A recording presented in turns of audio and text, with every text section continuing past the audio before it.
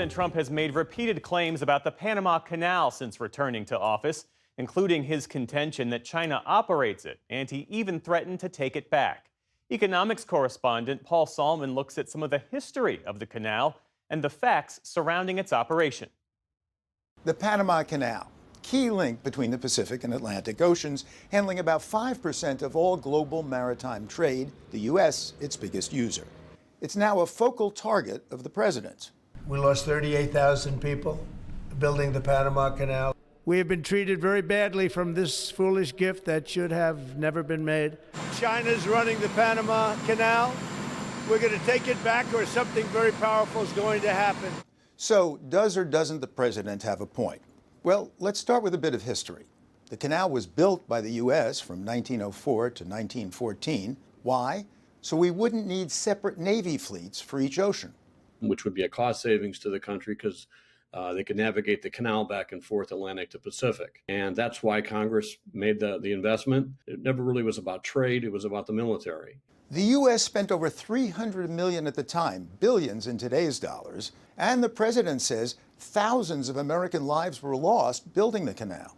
It's estimated probably somewhere around 500 or 600 Americans may have perished. We know there were thousands and thousands of imported workers from all over the world, particularly Barbados, Jamaica, the West Indies, that did a lot of the heavy lifting, a lot of the day-to-day labor. Those folks, unfortunately, a lot of them died in Panama.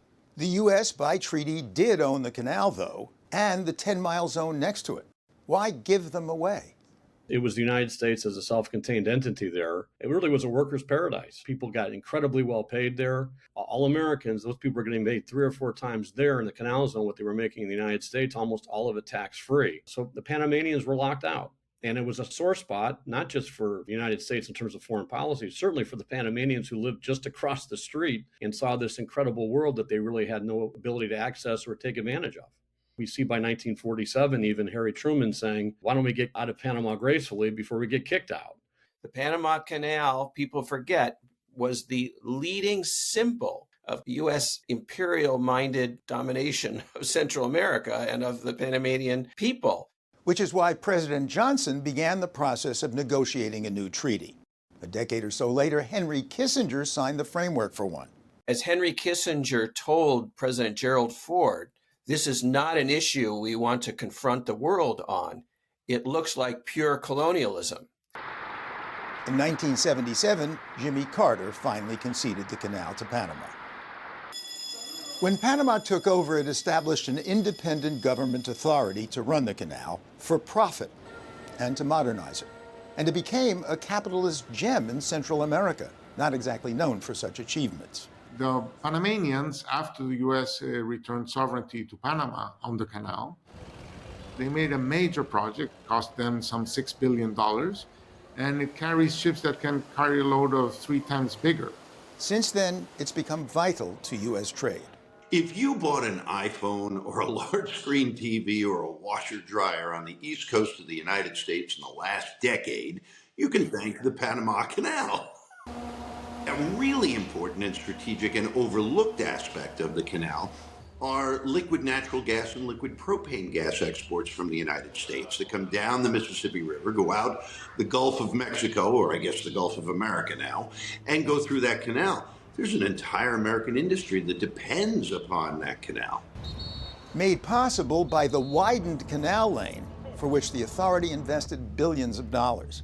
It's planning to spend $2 billion more, since in recent years there's been so much less rain in Panama. So the Panama Canal is rain dependent.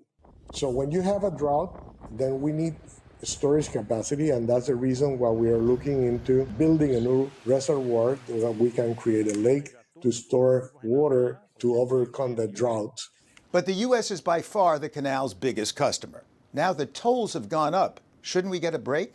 American ships are being severely overcharged and not treated fairly in any way, shape, or form. The tolls have been increased. They've been increased because of a straight up capitalist supply and demand issue. There's less water, there's changing rainfall, therefore they've charged more, but it's very transparent. You can go on the website and find out what the fees are. Maybe the biggest controversy surrounding the canal, though, is China's role. A Hong Kong-based company, Hutchison, has run 2 of the canal's 5 ports since 1997. There was no objection from the United States in any meaningful way to Hutchison, at that time still a Hong Kong company, soon to be affiliated with China, of course, getting the contract for 25 years to manage the ports on the Atlantic and the Pacific side. Hutchison still operates the 2 ports, and Chinese companies have since invested billions in Panama. China's playing in our backyard. I think that's got a lot of people a little concerned. It's like one day we woke up and all of a sudden Panama and China are very tight. And how did that happen? So, does the Chinese presence pose a threat? A port cannot block a canal. Okay, they don't have Chinese warships in the canal. There are no Chinese soldiers marching up and down the side of the canal. On the other hand, China being there may be a concern for other reasons. Chinese commercial expansion, wherever they go in the world, always brings with it issues of corruption, issues of environmental and labor violations, issues of unfair business practices. And indeed, Panama has announced an audit of Hutchison, whose contract was extended in 2021. I'm not trying to prejudge whatever the outcome is going to be. I'm just really looking for a process that is clear, transparent, that if there is something to be renegotiated, we have the courage, the government has the courage to move forward and proceed accordingly. They'll do the re-audit and they'll reopen it up for a bid. And I think you'll see an American company be awarded that contract. But does China control the canal?